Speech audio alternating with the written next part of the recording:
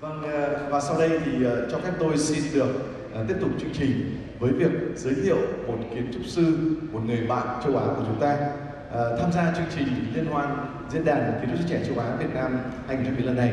Chúng tôi có sự hiện diện của rất nhiều các kiến trúc sư quốc tế, và trong panel 1 của chúng ta thì cho phép tôi xin được trân trọng giới thiệu kiến trúc sư Qhawarizmi Bin Norhisham đến từ Bộ Kiến trúc sư Malaysia.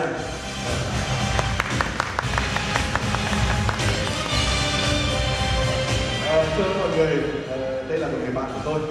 Chúng tôi có cùng tham gia với nhau trong các cái cộng đồng của các kiến trúc sư châu Á. Có thể mọi người cũng biết chúng ta đang thành viên Hội Kiến trúc sư Việt Nam của chúng ta, là thành viên của Hội Kiến trúc sư châu Á ARCASIA, là tập hợp của rất nhiều quốc gia ở châu Á làm kiến trúc. Và Malaysia là một trong những quốc gia tiên phong cũng như là tạo ra những ảnh hưởng rất lớn. Và anh Qhawa, một người bạn của chúng tôi, hay gọi rất là vui vẻ như thế.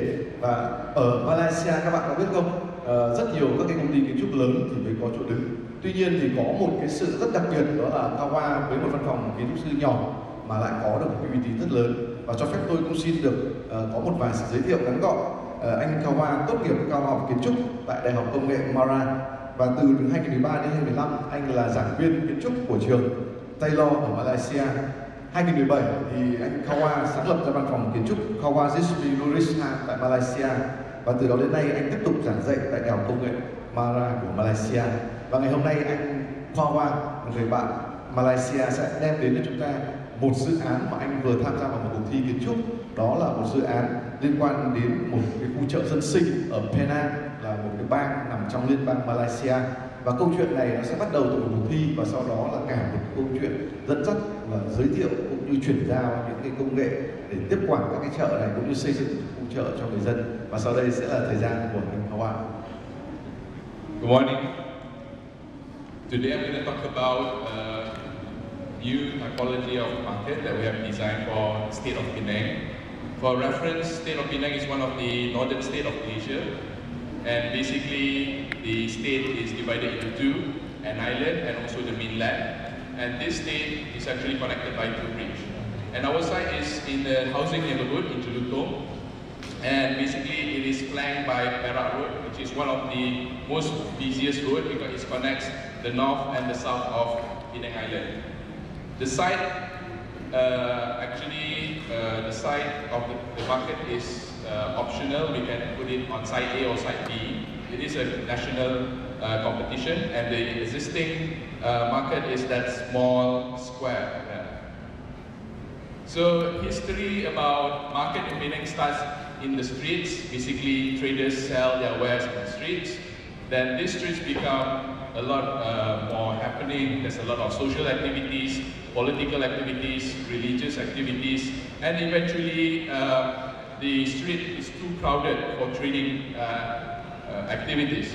So they built a simple shed like this to house the market.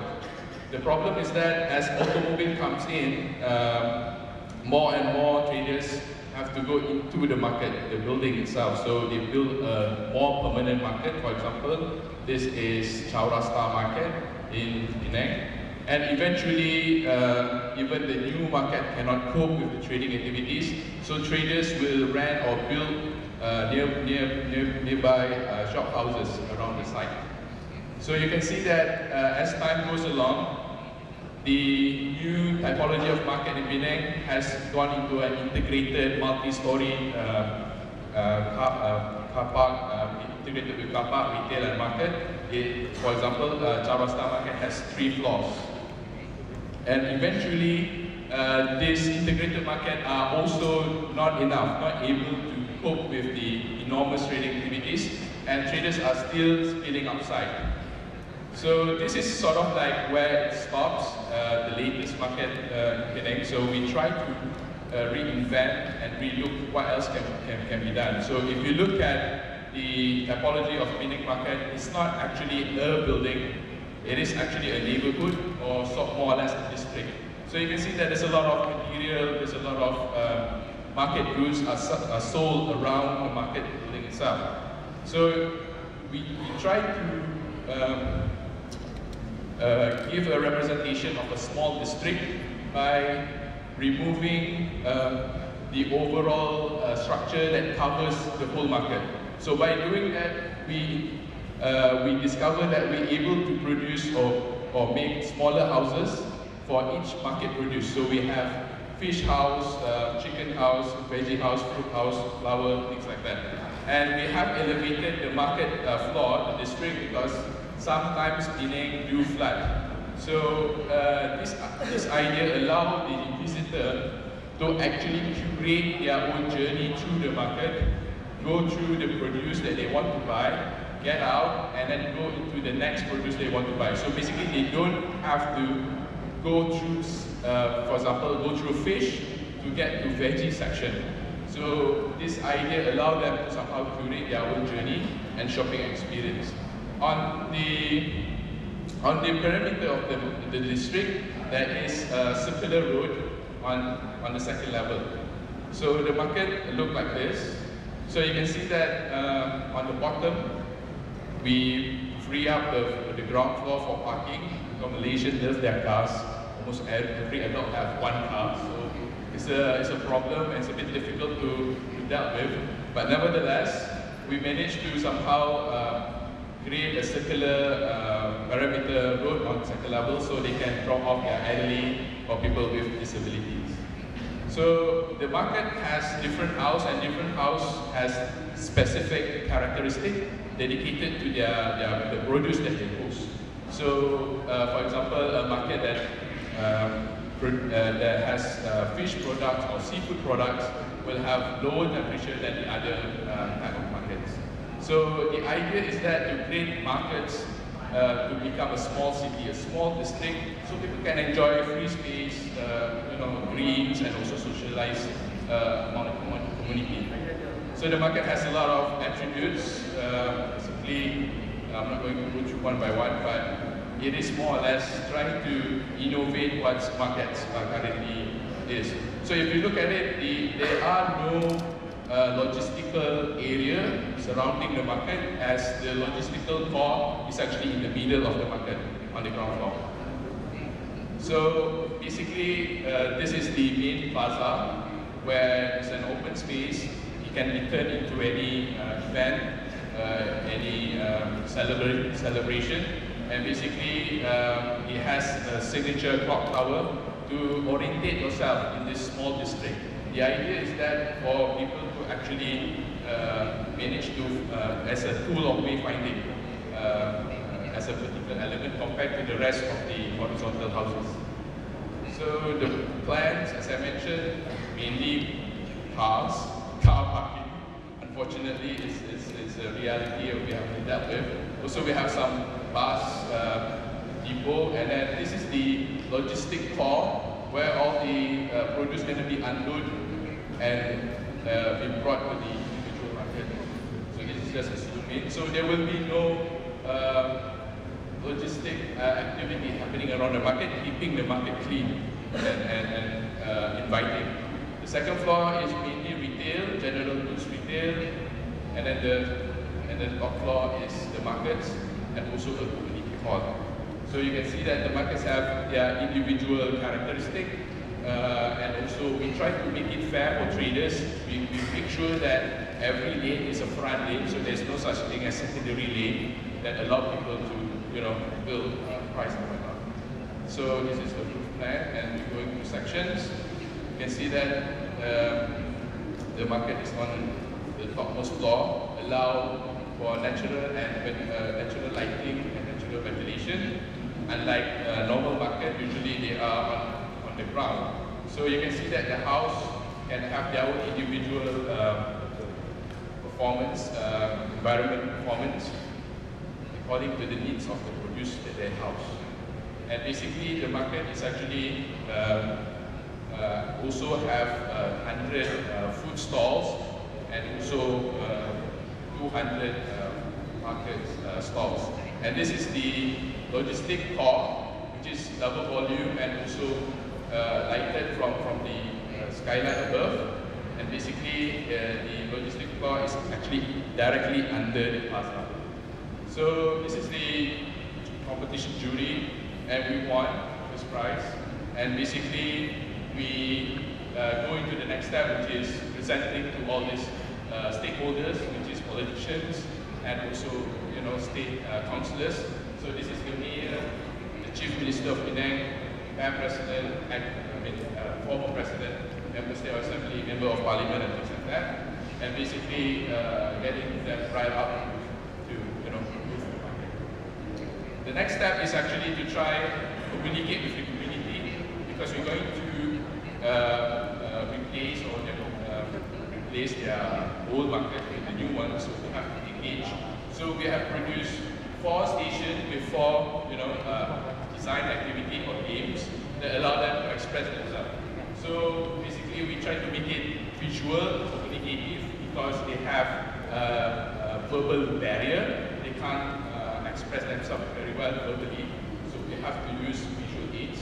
And it's as simple as Lego blocks, boards, and also wish lists. So here they are coming in crowds, and basically we have to somehow explain and have the presentation in 3 languages. Our national language, which is Malay, and then we have to talk in Hokkien and English. So because we are a multiracial country, it's quite difficult to get everyone understood one language. So my student become the Hokkien interpreter, and we managed to get through the briefing, and eventually we straight away go into this community games or design feedback. And to be honest, they thought that we're going to tell them what we're going to do and then force them to accept the market. But when we come in, we say that we have not designed anything yet, and we need your feedback to finalize the design. And basically, they are very happy because this is one of the first time their voice has been heard, or you know, wanted to be heard. And basically, they are very happy and very participative. Even though in the beginning it's a little bit, they have a bit nervosity or doubts. So it went well, I would say. And of course, we divide them into groups. So this is, you know, they can do this thing, do the activity in groups, so that we can get a collective voice. And basically, after presenting their works, we managed to learn something new. Okay, what kind of facilities that they like, they can, you know, rank them from 1 to 5, and then basically, you know, they are not that worried anymore that their voice will be heard. So the last game is basically we ask them to provide an alternative planning or layout for the market, even though we give them, you know, sort of like the size is proportional to the Lego blocks, and we have, you know, give a certain parameter where they can actually put the programs in. So they did, and then it's one of the most popular games because, you know, it's reminding them of their, you know, childhood game toys, Lego, and they, you know, give us some alternative that we should look. So it's you can see that the difference between groups, there's some variation, and basically we take all those feedback and present it to the government again. So for the presentation to the government, we have made amendments, and we have gone through 6 versions of the market, including putting the market originally from side A to side B, like literally redesigning the whole thing. Yes, you can see it here. So I'm just going to, the video has no sound, no audio, so I'm gonna walk you through the video, explain through the video. And basically, we are in the stage of tendering the design. So basically, we name it as a market city. It's not a building, it's a small district. So if you're coming on foot or on bike, you can go through this pedestrian portal. And of course, we have a step plaza for disabled people or people to socialize and meet before they went to the actual market. And this step plaza is not this step plaza is designed to somehow cover the garbage house is underneath it. So it's not like we intentionally wants to, make it sort of pyramid. So if you go up, you can go through the escalators and of course the plaza, the staircase. And when you are here, you have the choice to either go to the first floor or directly to the second floor, which is the market floor. And on the market floor, you will enter into a sort of playground or gardens. And you can see that all cars are on the ground floor, but we have this perimeter road on the second floor. So if you are driving, you can go directly up. We try to design this more like an airport departure and arrival concept, to say. So here you have actually a 5-lane drop-off. So you have drop-off on that lane, and then you have another 2 here. So if you are riding Grab or taxi, you can be offloaded there. And then eventually, after making your brief stop, you can go down and then basically find a parking or go. So basically, the idea was to improve people accessibility, especially old people, people with children. So you don't have to, go through a lift or escalator if you are, on a wheelchair. You can be dropped off directly on the second level. And this is linked to mixed development next door. So if you're coming from the lane, either on bikes or on foot, you can directly come to the second level and start. So basically what we're trying to do is we take all the major circulation of the market to be outdoor and just retain a controlled environment for the produce indoor. And basically, if you look at the circulation, it is actually playing another role at night when the market is not open. So this becomes a public boulevard with a public plaza, and of course with a clock tower as a means of navigation in this small town. So, for example, the seafood market, and then basically it's an individual building for itself. You can see that there are different group profile characteristic, environmental performance, in order to tailor suit and customize them to the produce that they host. This is the huge 100 food stalls, 100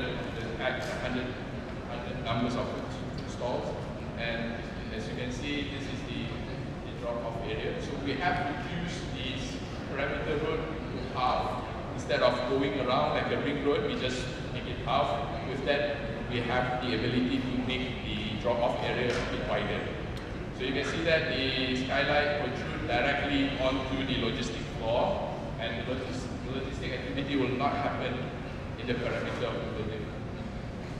So this is indication of the logistic floor. Basically, we can house 12 lorries in the same time, but because we have a stack scheduling for each produce, it is actually more than enough. So this is the main lift going up. It's a room size like 3.3 by 3 meters lift, and then you can see that a lot of this in there. So what we're trying to do, because the area has no public park, has no public space, what we're trying to do is to give them a market, but at the same time give them space for them to do their social activities center. So it's basically it's not really a market, it's a hybrid building that do a lot of things. Because the problem with market, especially in Malaysia, is only open up until 11, then the rest of the night will not do nothing. And of course we have toilets, house of worship area, baby room and stuff like that. And also for disabled people, main bathroom for disabled people. Will be connected to future apartments, so that the podium of that apartment will connect directly to the market, so the people in the new apartment can come to the market without going to the street. And of course, bicycle and motorcycle parking, car parking, and we have 5 temples on the parallel of the sites. We have to replace the temples that are in the parallel site, and basically what we're trying to do is to ensure that they have the ability to host festival by closing down 1 or 2 streets in the market. fairly straightforward. And the market will open 24/7. We have a rotational activities around the market. And we welcome you in maybe, I don't know, 5 years' time to come and visit the market in Penang. Thank you.